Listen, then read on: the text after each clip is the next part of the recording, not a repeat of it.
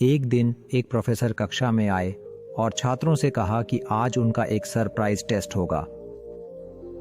छात्रों ने अपनी सीटें लीं और सरप्राइज टेस्ट के लिए तैयार हो गए। उनके मन में जिज्ञासा और चिंता का मिश्रण था। प्रोफेसर ने टेस्ट पेपर बांटे और सभी से कहा कि जब तक सभी को पेपर न मिल जाए तब तक उन्हें उल्टा रखें। जब सभी छात्रों को पेपर मिल गए तो प्रोफेसर ने सभी छात्रों से कहा कि वे अपने पेपर पलट लें।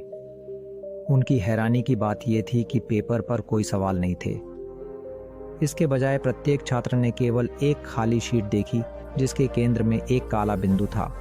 छात्र भ्रमित हो गए और एक दूसरे को देखने लगे, इसका मतलब समझने की कोशिश कर रहे थे। उनकी प्रतिक्रियाएं देखकर प्रोफेसर ने कक्षा को संबोधित किया। मैं चाहता हूं कि आप इस पेपर पर जो देखते हैं उस पर लिखें। भले ही वे काफी भ्रमित थे, छात्रों ने लिखना शुरू कर दिया। इस अजीब और जटिल कार्य को समझने की पूरी कोशिश कर रहे थे। परीक्षा के अंत में प्रोफेसर ने सभी पेपर इकट्ठे किए और एक एक करके उत्तर जोर से पढ़ने लगे।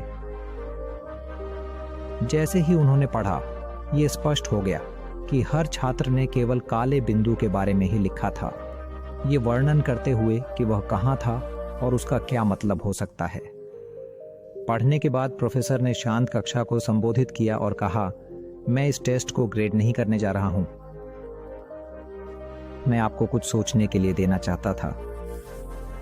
आप सभी के सामने एक सफेद पेपर रखा हुआ था जिस पर एक छोटा सा काला बिंदु बना हुआ था, लेकिन आप में से किसी ने भी पेपर के सफेद हिस्से पर नहीं लिखा। सभी ने केवल काले बिंदु पर ध्यान केंद्रित किया। फिर उन्होंने जारी रखा, आप देखिए, हमारी जिंदगी भी इस पेपर की तरह है। हमारी जिंदगी ज्यादातर खाली कागज की तरह होती है।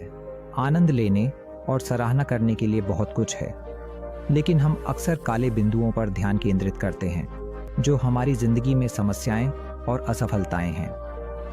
हमारे पास आभारी होने के लिए बहुत कुछ है। हमारे पास प्रकृति है जो हमें हर दिन ताजगी देती है।